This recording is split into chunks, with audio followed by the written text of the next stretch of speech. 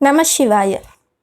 சிவயோக மையத்தில் நாம இன்னைக்கு 7 பிறவியில நீங்க எத்தனாவது பிறவியில இருக்கீங்க அப்படிங்கிறத எப்படி தெரிஞ்சுக்கிறதுங்கிறத பத்தி நாம இன்னைக்கு பார்க்க இருக்கோம்.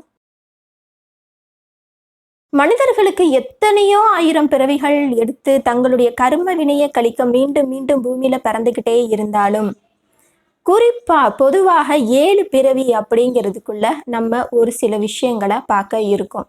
இந்த 7 பிறவியில நீங்க எத்தனாவது பிறவியில இருக்கீங்க அப்படிங்கிறத உங்களுடைய வாழ்க்கை முறையையும் குணாதிசயங்களையும் பார்த்தாலே நீங்க எந்த பிறவியில இருக்கீங்க, நீங்க இன்னும் எத்தனை பிறவிகளை கடந்தாகணும் அப்படிங்கிறத நம்ம தெரிஞ்சுக்கலாம்.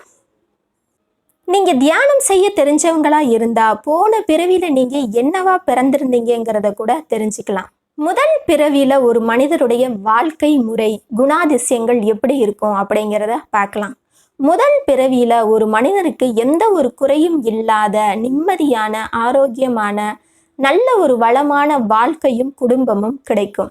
இரண்டாம் பிறவியில இருக்கிறவங்களுக்கு ஓரளவு வசதி வாய்ப்பு கிடைக்கும். நடுத்தரமான குடும்பத்துல அவங்க பிறப்பெடுப்பாங்க.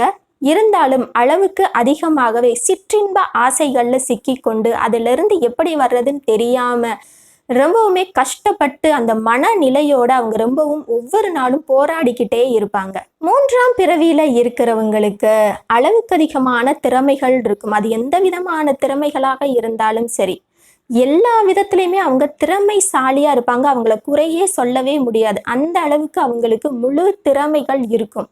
ஆனா அவங்களால வாழ்க்கையில வெற்றி பெற முடியாது. இறுதி வரை அவங்க ஏதோ ஒரு விஷயத்துக்காக போராடி தோற்றுக்கிட்டே தான் இருப்பாங்க. நான்காவது பிறவியில இருக்கிறவங்க ரொம்பவுமே திறமைசாலிகளா இருப்பாங்க. இன்பமும் துன்பமும் கலந்த வாழ்க்கை அவங்களுக்கு கிடைக்கும். கலைத்துறையில அவங்களுக்கு ரொம்பவுமே ஆர்வம் இருக்கும். கலைத்துறையில அவங்க வெற்றி பெறுவாங்க. அவங்களுக்கு நல்ல குடும்பம், குழந்தைகள் எல்லாமே நல்லபடியா அமையும். சமூகத்துல அவங்களுக்கு நல்ல அந்தஸ்து கிடைக்கும். சமுதாயத்துல அவங்க நல்ல மதிப்பு மரியாதையோட வாழ்வாங்க. ஐந்தாவது பிறவியில இருக்கிறவங்க ரொம்பவுமே உழைப்பாளியா இருப்பாங்க. விடாம அவங்க ஏதோ ஒரு விஷயத்துக்காக ரொம்ப சுறுசுறுப்பா காணப்படுவாங்க. உதாரணமா நம்ம சொல்ல போனா விளையாட்டு துறையில வெற்றி பெற்றவர்கள் இந்த ஐந்தாவது பிறவியில இருக்கவங்களா இருப்பாங்க. சற்று சுயநலமா இருந்தாலும் யாருக்கும் கெடுதல் செய்ய மாட்டாங்க. அவங்களால முடிந்த அளவு மற்றவங்களுக்கு உதவி செய்வாங்க. அடுத்து ஆறாவது பிறவியில இருக்கிற மனிதர்கள் குடும்பத்திற்கு ரொம்பவுமே உதவியா இருப்பாங்க. அதே போல சமுதாயத்திற்கும் உதவியா இருப்பாங்க. சமுதாயத்திற்காக உழைக்கிறவங்களா இந்த ஆறாவது பிறவியில இருக்கிறவங்க இருப்பாங்க. அரசியல்வாதிகள், சமூக தொண்டுகள் செய்யறவங்க, அறிவியல் துறையில ஆராய்ச்சி செய்யறவங்க அப்படின்னு இந்த ஆறாவது பிறவியில இருக்கிறவங்க சமூகத்திற்காக உழைக்கிறவங்களா இருப்பாங்க. இந்த ஆறாவது பிறவியில இருக்கிறவங்க பல விருதுகளை வாங்கி மிகவும் பிரபலமானவர்களா இருப்பாங்க. ஏழாவது பிறவியில இருக்கிறவங்க ஒரு ஞான நிலையில இருப்பாங்க.